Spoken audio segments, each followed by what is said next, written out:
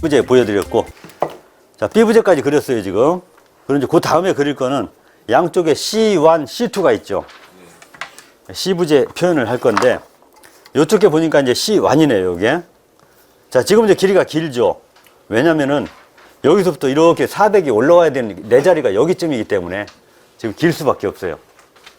이 정도 위치되는데, 평면상에는 검정색으로 다시 마킹을 해줍니다. 자, 그러면 현재 60도 자가 있으니까 45도 자로 방향을 바꿔줍니다. 박선 먼저 그려주고, 자, 시원하게 쭉쭉 빼주세요.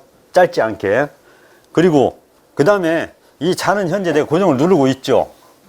무릎을 누르든 손바닥으로 누르고 있든 이 자 해제시키지 말고 그대로 이동을 하는 거예요. 여기서 40을 읽습니다.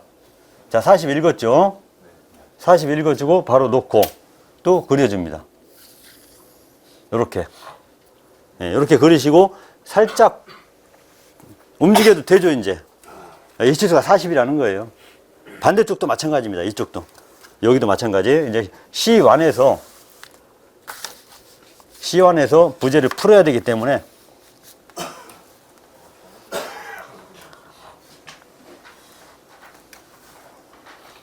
이쪽 그리실 때도 똑같아요, 방법은. 자, 항상 옆에다 깔아놓고 쓸 거니까 자, 준비하고. 자, 여기서 어떤 선이 움직여도 평행으로 움직인다는 거 읽어지죠?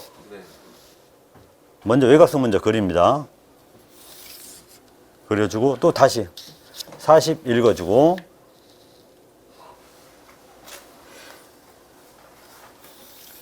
자, 이렇게 그렸습니다. C1, C2, C1, C2 이렇게 표현해 봤어요. 뭔가 형태가 이제 보이죠? 지금 보시는 정면에서 똑바로 보시는 그런 그림에 저 가운데 계신 분은 잘 보이나요? 예, 요거 그대로 그린 겁니다. 그러면 이제 여기에 그려진 표현된 것들이 바닥에 도리 부분, A부재, B부재, C1, C2. 그런데 이 상태 가지고는 지금 여기서 먹을 넣을 수가 없단 말이죠. 먹는 데는 여기서 높이 값이 있으니까 이 대각선 거리가 나올 거 아니에요. 그걸 따로 펼쳐줘야 돼요. 그것 때문에 C부재를 따로 이제 그릴 겁니다. 자, 이렇게 됐으니까 지금은 이렇게 그리고 나서 바로 몰매를 그려줘야 돼요. 제가 여기다가 다시 자석으로 이제 붙여봅니다. 자, 좀 전에 작업했던 자 45도를 그리고 나서 이렇게 멈춰줘요. 이 정도 멈춰줍니다. 그 다음에 그럼 60도 자가 위에 와서 작업을 해야 될 거 아니에요. 다시 60도 자로 이제 움직입니다. 여기서 그대로 직각을 그리면은 자, 여기 그렸던 자가 그대로 이동한 거죠. 평행이동. 그러니까 그대로 세팅이 아직 변형이 안 된 거죠. 거기다 그대로 그려줍니다. 이렇게.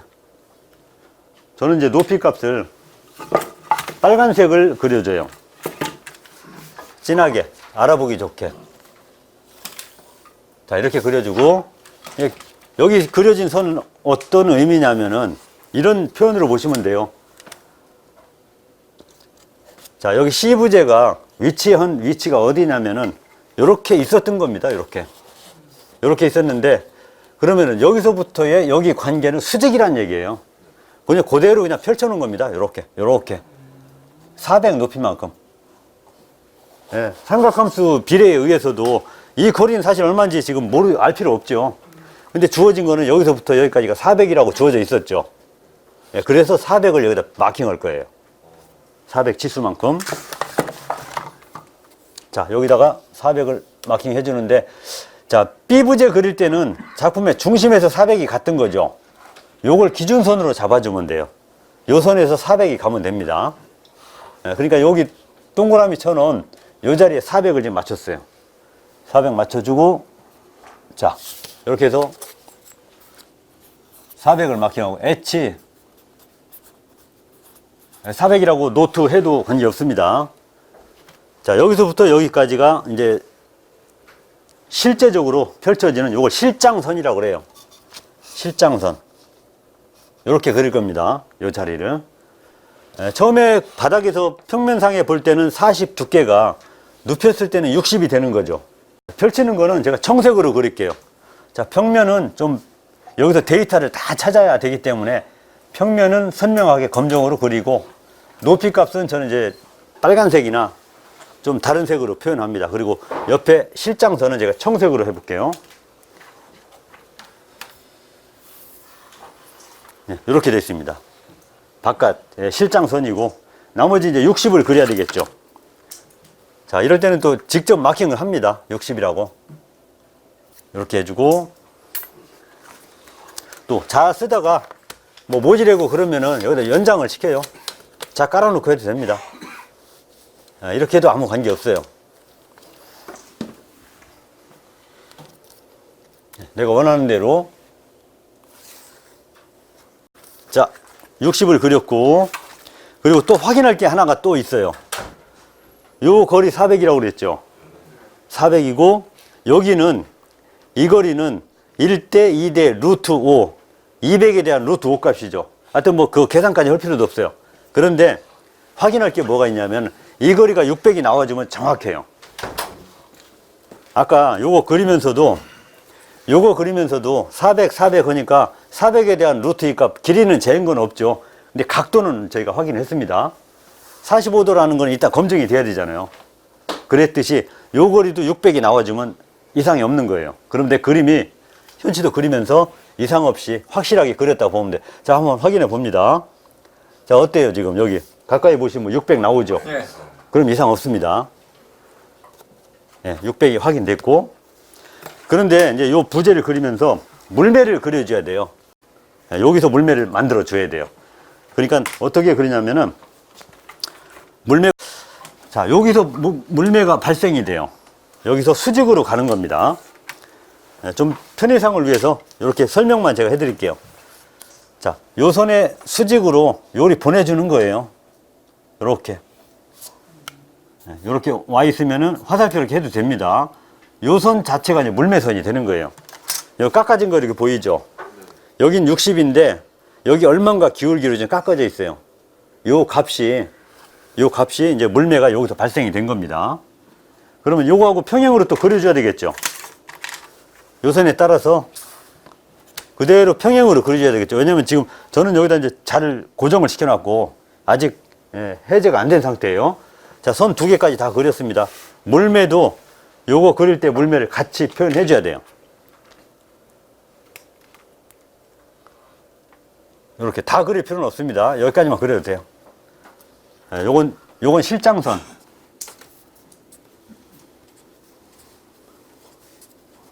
요거는 물매선. 요거는 이제 재료에 보면은 부재의 하단선이라 보면 돼요. 요게 하단선이라 보면 돼요. 다 이제 이따 끝나고 다 사진 찍도록 제가 열어줄 테니까 이렇게만 이해하시고요. 그럼 이제 선이 현재 선이 3가닥이 나와 있는데 요 선이 몇 개짜리인가요 지금? 요 선이 여러분들 보시기엔 요 선이 몇 개짜리예요? 2개짜리입니다. 이게 2개짜리예요. 자, 이렇게 하면 돼 있잖아요. 지금 이렇게 여기서 표현된 현치도의 용도는 바로 이겁니다. 이제 정의부터 사실 알아야 되는데 엣지 부분이에요. 엣지 모서리. 요 선이 여기 선이 하나 있죠. 바닥에 깔린 선 하나 있죠. 2개가 있는 겁니다. 여기에 2개가 있고 여기는 그러면은 여기 엣지 하나 있죠. 여기도 모서리 하나 있죠. 요게 2선이 이렇게 표현된 거예요. 이렇게 와봤더니 요 선이 요 선이고 끝선이 요 선이다. 이렇게 보시면 돼요. 그럼 물매 안 깎는 그런 부재들은 없잖아요. 선이 자기 치수만 있으면 되는 거죠. 물매를 깎는다는 표현이에요. 그러면 이제 치수를 재가지고 그럼 대패로 나중에 물매를 가공을 해야 될 텐데 그 치수를 알아야 될 거 아니에요. 그 치수를 재서 여기다 노트를 해놔야 됩니다. 본인이 직접 재가지고 재봤더니 얼마 정도 나오네? 뭐 13mm. 그러면은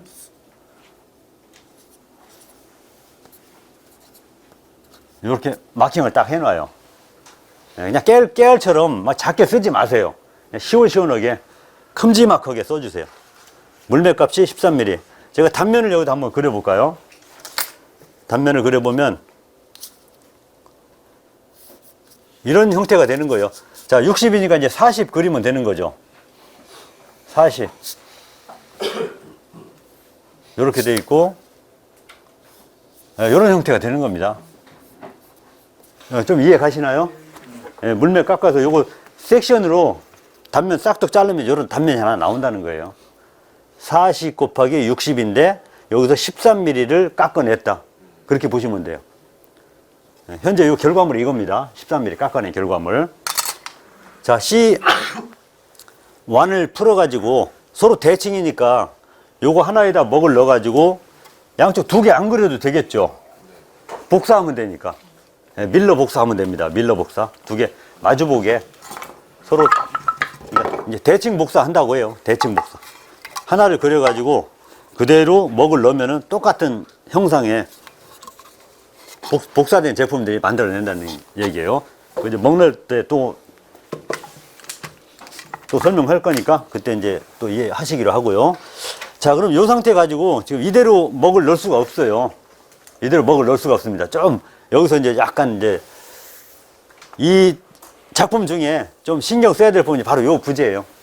선이 여러 가닥이 겹쳐지니까 좀 어려움이 있으실 텐데, 그럼 이제 그룹을 정해야 됩니다. 단면을 찾아야 돼요. 단면. 자, 새로운 용어가 또 하나 나오죠. 뭐 평면이 그려지고 또 실장선이 나오고 물매선 나오고, 이번에는 이제 단면을 찾아줘야 돼요. 그럼 여기서 한번 위치를 한번 잡아볼까요? C1이라는 부재가 B하고 만나는데 범위를 한번 지정해 보자고요.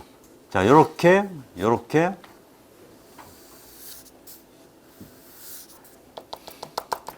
자, C1의 위치가 이렇게 되겠죠. 그렇게 되겠죠. 위에서 바라다 보면은 저 위에 여기 톱질해서 가공해야 될 거 아니에요. 그 부분이 요겁니다. 그리고 B 부재가 여기서 70이 내려왔잖아요.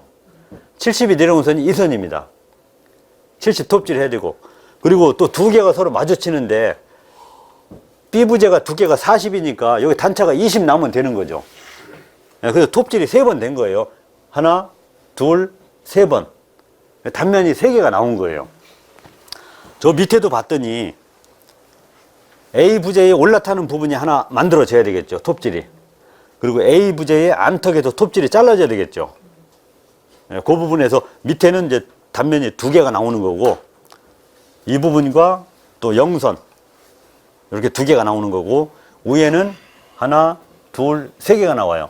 그래서 넘버링을 해서 구분을 한번 해볼게요. 그러면 이제 여기서 주의할 것은 뭐냐면은, 자, 톱질은 부분적으로 얼마 안 되죠. 그런데 여기서 A2라는 이 부재 이 선 자체를 다 전체를 읽어줘야 돼요. 먹을 넣을 때는 여기서 요것만 가지고 먹을 넣는 게 아니라 이 40이라는 선이 이 선과 만난 두 포인트. 그러면 이제 색깔로 한번 해볼까요?